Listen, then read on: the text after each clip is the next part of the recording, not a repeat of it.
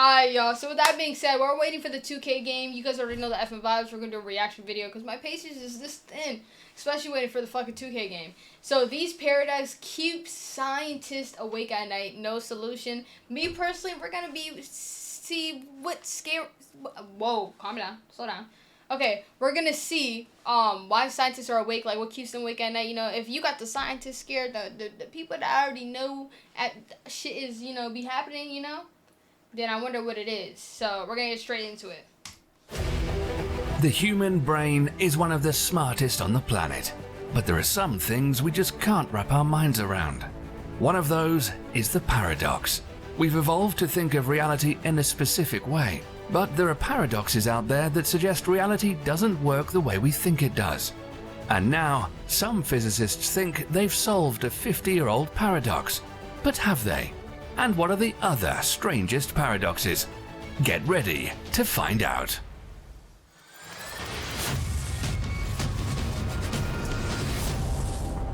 That's a cool intro. A lot of you are probably familiar with the Fermi paradox. No. Named after Italian physicist Enrico Fermi, who is famous for creating the first nuclear reactor. This paradox seeks to answer the question, where are the aliens? Given that our star and Earth are part of a fairly young planetary system compared to the rest of the universe, and that it's possible for a civilization to achieve interstellar travel during this time, it seems we should have been visited by some form of extraterrestrial intelligence by now. Now, some say it's not a real paradox, because we can only guess that there is intelligent life out there. But the Drake equation is used in this... Wait, so because we haven't been visited by aliens... that means something's fishy? Yo, someone explain this shit to me. So-called paradox to estimate the number of possible civilizations in our galaxy. The Drake equation uses 7 variables to estimate the number of detectable civilizations in the Milky Way. This gave us an idea that there could be millions of Earth-like worlds with civilizations out there. But this was back in 1961, and no one knew of any worlds orbiting stars other than our own. It was only recently that we got a good idea. In 2020, astronomers using data from the Kepler Space Telescope found there are more than 300 million worlds with similar conditions to Earth scattered throughout the Milky Way. What the the analysis fuck? concluded that roughly half of the galaxy's sun-like stars host rocky planets in habitable zones where liquid water could be on the surface. In fact, planets are extremely common and outnumber all the stars in our galaxy. And very soon, the Yo, what the fuck? James Webb Space Telescope will be headed into space to look for new potentially habitable worlds. We'll have a new video on that soon, so make sure to stay tuned here. Now that we know how many worlds there are, Wait a minute, should we be concerned that they're literally looking for new worlds to inhabit? What's wrong with the world that we're in? Why they gotta explore other worlds? And you're meaning to tell me that there's over 300 million that are just like Earth? What the fuck? and how many possibilities that there could be advanced civilizations, the question remains, why is the universe silent? Maybe we're about to find out soon as technology advances, or perhaps we've already been visited by some faraway civilization and just don't know it yet. There have been many unexplained UFO sightings recently, and some believe extraterrestrials are already here. Solid proof of that would put an end to this paradox. The bootstrap paradox is a paradox of time travel that questions how something that's taken from the future and placed in the past could ever come into existence in the first place. It's a common theme used by writers inspiring plotlines in many science fiction films, such as the Bill and Ted movies, Terminator, and Doctor Who. So let's look at one of the examples of this paradox. Imagine that you're a time traveler, but before you go on an excellent adventure, you go into a bookstore and buy a copy of Hamlet, written by Shakespeare. You then travel back in time to London during the Elizabethan era and give the book to Shakespeare. William S. then copies the book and claims it as his own work. Centuries go by, and during this time, Hamlet is printed and reproduced countless times until a copy of it ends up in the same bookstore that you bought it from. The question then becomes, who wrote Hamlet? This is another Oh. famous paradox, which involves you going back in time to take out your I'm confused. What the fuck is this trying to tell us? Time travel real? Okay, keep moving. Father. Keep moving. By that, we mean erasing his existence. Now, we know everyone here loves their grandparents, but this is only an example. Once again, you're a time traveler, and you pop back in time to do the deed and erase your grandfather's existence. You then return to present time. But the thing is, with your grandfather gone, your father wasn't born, and you now realize you never even existed. Everything about you has now been erased, including all your family, friends, all your possessions, and your history. So you wouldn't have been born in the first place. So it would be impossible to do this. Now, some scientists believe that if this were to happen, you would have now created alternate timeline or even entered a parallel universe. By the way, for those who missed our video on parallel universes, check out the link in the description. Another interesting variant to the grandfather paradox, going back in time to eliminate Hitler to stop World War II. This would have some interesting consequences. Let's say you have a shiny time machine, and you've got a plan to go back before things get out of control during the war and put things right. The problem now is that the action removes any reason to travel back in time, along with any knowledge that the reason to time travel back ever existed. Acting as a time-traveling executioner simply... Wait a minute, time travel it became a thing because they wanted to go back and erase what that man did? The fuck is this YouTube video talking about? I'm generally lost. Excuse me, but I'm just generally lost. creates a paradox, and along with the many worlds idea, traveling back in time might create a new timeline without Der Fuhrer. But the old timeline would also still exist. You might even create a new timeline that's even worse. But what would happen if you sent something back through a wormhole? The late, great Joseph Polchinski is the famous theoretical physicist who wrote the book on string theory. But Polchinski also came up with a potentially paradoxical situation involving a billiard ball sent through a wormhole that travels back in time.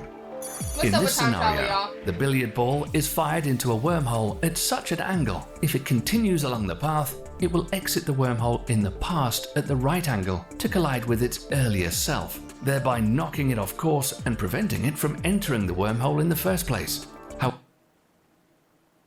However, some physics students came up with solutions which avoid any inconsistencies by having the ball emerge from the future at a different angle than the one used to generate the paradox, and deliver its younger self a glancing blow instead of knocking it completely away from the wormhole. A blow which changes its trajectory in the right way, so that it will travel back in time with the angle required to deliver its younger self this glancing blow. Now here's something that will make you think about reality differently.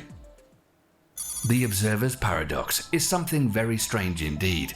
And of all the bizarre facts of quantum theory, there are fewer stranger than Schrödinger's famous fable about a cat that's neither alive nor deceased.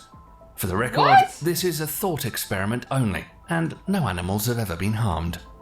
The paradox describes a cat that's locked inside of a windowless box, along with some radioactive material, a Geiger counter, a hammer, and a container of deadly poison. Wait a minute. But the cat wasn't harmed. But the cat got no oxygen in this box, radioactive shit, and poison, and a hammer. What the fuck? The radioactive material has a 50% chance to decay. If the Geiger counter records an emitted radioactive particle, it then triggers a hammer that smashes a vial of poison that will be fatal to the cat. However, you would not know if the cat was alive or deceased until you opened the box. And so until the box was opened, the cat would be both alive and deceased at the same time. How is this possible, you ask? This is because simply looking at matter actually changes the outcome of what happens to it. You can't know something is there unless you see it. Now, you're probably saying this whole thing is very strange, but consider another observer's paradox called the double slit experiment. This is the most famous physics experiment of all time. Imagine a wall with two slits in it, and then throwing tennis balls at the wall. Some of them will bounce off the wall, but some of them will travel through the slits. If there is a wall behind the first one with slits, some of the tennis balls that made it through will hit it. Now, if you mark where the tennis balls hit the second wall, you should expect to see 2 strips of marks, roughly the same size as the slits. Sounds pretty straightforward. But in the double slit experiment, something awfully strange happens when you shine a light through the slits. Light isn't just a wave, it's also a particle called a photon. Now, if you shoot a single photon at the double slits, it forms an interference pattern on the back wall, as if it's interfering with itself. It's like the photon went through both slits at the same time. But this is where it gets stranger. Simply by looking at the double slit experiment, the behavior of the photons changes, as if the photons are alive and know you're watching them. We know this because if the experimenter tries to find out which slit the photon is going through, the interference pattern doesn't show up at all. The bottom line is that observing a photon can change events that have already happened. How is that possible? No one's figured it out yet. Maybe you might be the one to solve this puzzle. One of the biggest paradoxes in physics is the black hole information paradox, a puzzle that results from the combination of quantum mechanics and general relativity. Calculations show that physical information could permanently disappear into a black hole, allowing physical states to devolve into the same state. Bro, what? But this is controversial because quantum mechanics states that information can never be destroyed. Let's say you burned 2 different letters written on paper. Putting them back together from ash would be nearly impossible, but not entirely. The small differences in smoke temperature and the amount of ash would still retain information about the 2 different letters. The problem with black holes is they suck things up and then, over a very, very long time, radiate what they've swallowed back out in the form of Hawking radiation. Unfortunately, unlike the smoke, temperature, and ash from burning a letter, Hawking radiation contains no information about what the black hole ate. This is because all Hawking radiation is the same, which implies that black holes destroy information about the universe.